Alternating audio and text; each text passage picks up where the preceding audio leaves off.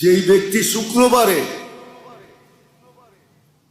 জুমার নামাজের পরে 7 বার সূরা ইখলাস, 7 বার ফালাক, 7 বার নাচ পড়বে, আগামী শুক্রবার পর্যন্ত সমস্ত বিপজ্জনক রোগ ব্যাধির থেকে নিরাপদ থাকবে।